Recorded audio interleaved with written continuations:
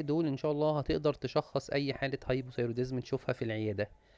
اي مريض يجيلك ببعض من الاعراض التالية او كل الاعراض التالية لازم تشتبه في هايبوثايروديزم وتطلب له الفحوصات اللي هنقولها في اخر الفيديو. اي مريض حاسس انه بردان طول الوقت مع ان الجو كويس، اي مريض بيشتكي من كونستيبيشن مستمر وبيستخدم بالتالي مولينات مستمرة والموضوع ريكارنت معاه واستبعدنا الاسباب الاخرى للكونستيبيشن. اي مريض، ودي اهم شكوى، بيجي ان هو تعبان وعنده خمول وعاوز ينام طول الوقت مع انه نايم كويس وما بذلش مجهود كبير.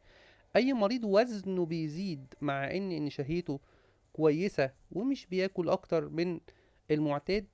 اي فيميل بيجيلك ان دايما عندها لخبطة في الدورة بالزيادة او بالنقصان، شعرها عمال يقع، في تكسر او تقصف في الضوافر بتاعتها. اي مريض بيجيلك وخصوصا لو طفل عنده تأخر دراسي او تأخر في الكلام او تأخر في الادراك. اي مريض بيجيلك احيانا بيكون عنده براديكارديا بدون اي كاردياك كوز. اي مريض بيجيلك عنده فيشيال او ايلid اديمة.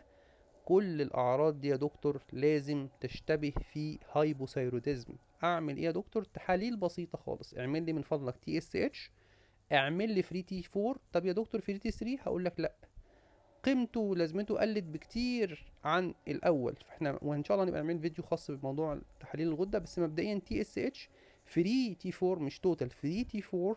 واعمل لي سي بي سي لان في اوفرلاب بين الاعراض ديت، وخصوصا الخمول والتعب والكلام ده بينها وبين الانيميا في اوفرلاب ما بينهم وتشابه في الاعراض. فمن فضلك اعمل لي سي بي سي عشان استبعد انيميا.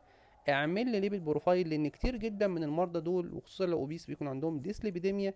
اعمل لي وظائف كبد عشان برضو نشوف او نستبعد اي هيباتيك كوزز تانية. اعمل لي ال تي واس تي.